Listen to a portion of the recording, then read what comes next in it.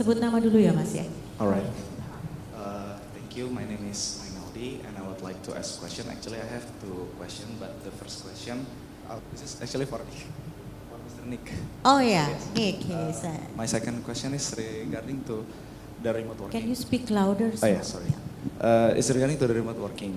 Have you ever faced an employee that has given the privilege to remote work, but he or she disappointed the trust? I mean, like when in an urgent situation, the employee prioritize more to their own business, not for the company needs.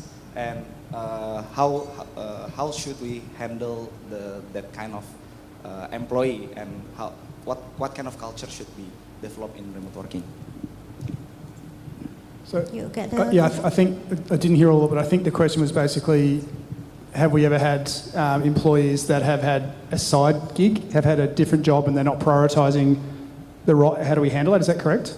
More to, have you ever experienced that, we apply the remote working and then the employee is not fulfilling his responsibility, following the company policies? So how?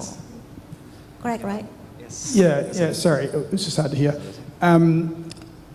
As I mentioned beforehand, no policy or anything in life is 100%. Excuse me. So there are always going to be people who aren't a fit for your organisation. Whether you work in a synchronous environment or an async environment, there are always going to be people who aren't the right fit for your organisation. And yes, sometimes there have been instances where we have hired someone and they just haven't gelled with the way that we work. They haven't been able to succeed how we would want them to succeed in a virtual environment. And often it's people whose personalities, they need more interaction with people. They thrive more around people. They get energy from people in person. And we all do, but we do to different degrees. And I think the two instances that I can think of in the I've been with remote for almost a year now. The two instances I can think of, they craved. They'd try and call me all the time. Yeah, they'd call me on my mobile, or they'd huddle me straight away on Slack whenever they had a question.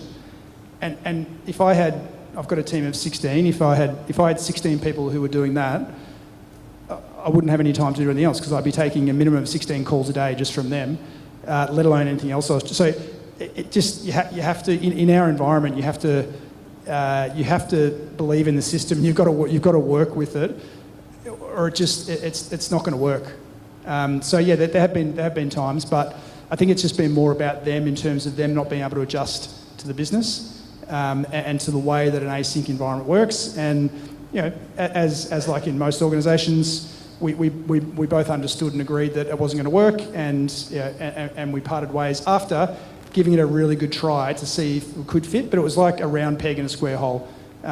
It just wasn't going to work. But that's the minority.